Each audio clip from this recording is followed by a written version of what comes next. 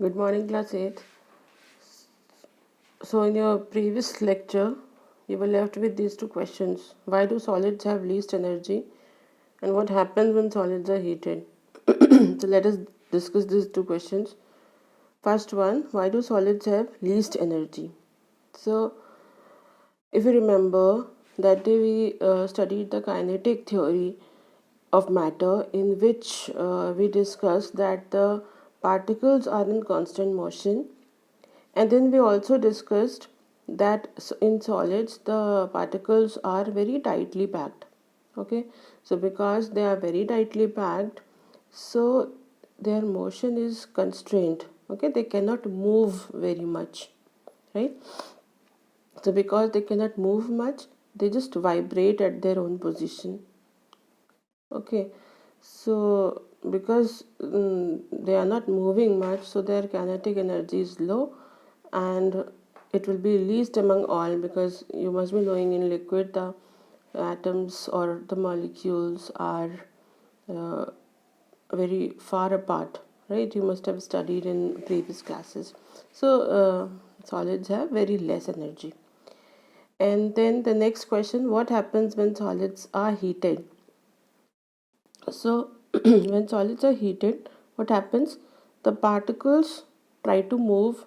That day we had discussed that when solids are heated, what or any material is heated, what happens? The energy of its particles increases. So first, the temperature of the solid increases because the energy increases, and secondly, as the energy is increasing, the particles try to move, so they move a little apart.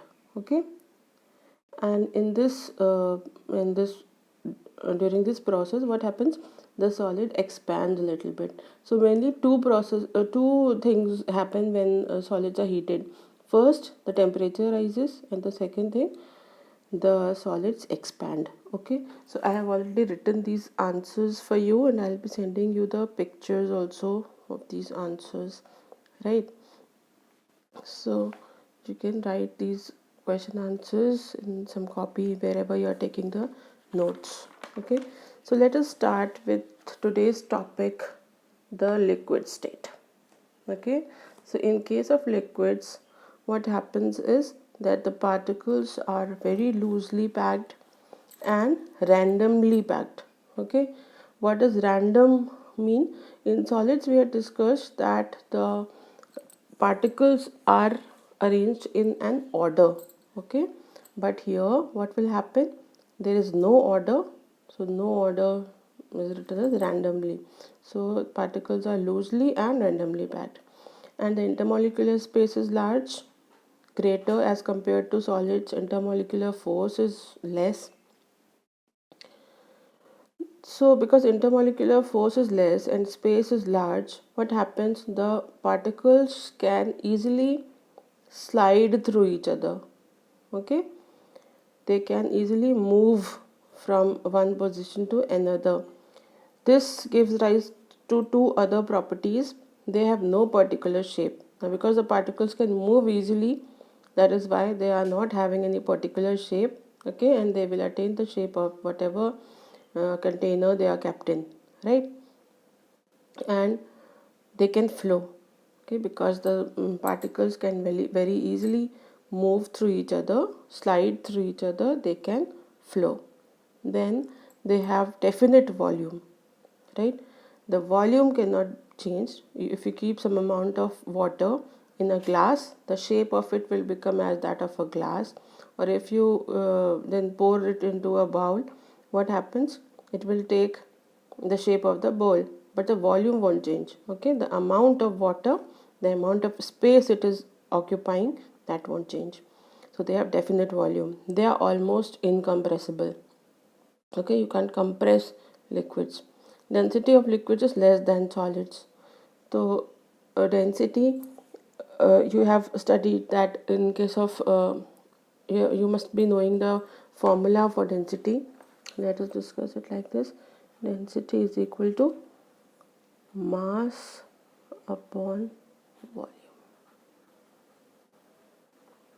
Okay, so if we take similar volume of solid and liquid, same amount of solid and liquid having basically having the same volume of solid and liquid, then what will happen, because the intermolecular space in liquid is large, what will happen, the number of particles will be less, so mass will be less in case of liquid.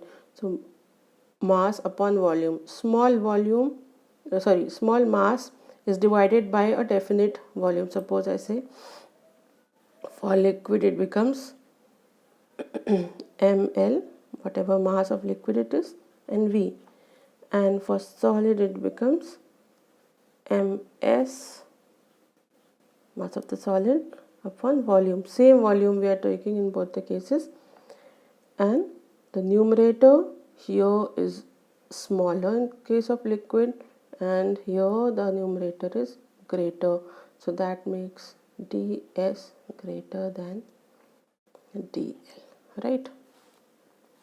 So you don't have to write this thing, I was just explaining you. You can simply remember that density of liquids is less than that of solids, and energy of liquids is greater than that of solids. This again we can discuss in similar manner as in case of solids we had discussed. So because the liquids can move easily, so they have greater energy. Then there are two questions. How does the density of liquids change on heating? So try thinking on this question. And why do liquids flow? So why do liquids flow we have discussed right now, that because the intermolecular space is more and the intermolecular force is less, so the particles can easily slide through each other. And so this you can write.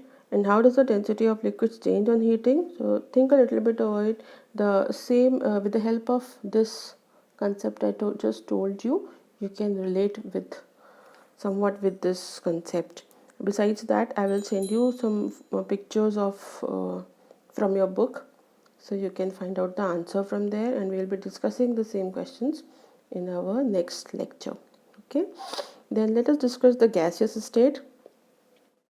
So now you can easily automatically think over the properties of gaseous state. Now in case of gas, the intermolecular space should be more, okay, even greater than that in liquids. So here the particles will be even more apart from each other, okay, as compared to liquid state. Intermolecular force is negligible. Here the intermolecular force is almost zero, okay. Neither definite shape nor definite volume. Here no definite shape is there and no definite volume. Gas, if you have somewhere in a say if you open a perfume bottle in a room, it will the smell will spread in the whole room because it is not having any definite shape nor definite volume. It can easily flow from one point to another, or one corner of the room to another. Then gases are highly compressible, okay. So its example is that a large amount of gas is compressed and filled in cylinders. That is what you use in your kitchen, right? The LPG. So when you compress gas, it becomes liquid, and that is called liquefied petroleum gas, and that is filled in the cylinders that you use in your kitchen. And because these gases can flow very easily, they have very high energy. That is why what happens, as soon as you open the knob of the cooking stove, it is lit in seconds, okay, because the gas particles from the cylinder reach to your stove, the burner of the stove, in no time, right? Because the gases have very high energy. So this is the last point, gases have greatest amount of energy. Then volume and density depends on the container. So if the gas is compressed in a small space, like I told you in cylinder, a large amount of gas is compressed in this cylinder, then the density will be more. And if it is liberated free, then it will spread all over and the density will be very less. Okay, So here I have also written the application of compressibility of gas. A large amount of gases can be compressed into small cylinders, example CNG and LPG. So this is all for today, children. I'll be sending you some pictures of the notes also, and some pictures of the pages from your book. So you can just read it, find out the answers, and just take notes. The notes are what I have written, that is sufficient. You can copy it somewhere. Okay, that's all for today. Bye bye.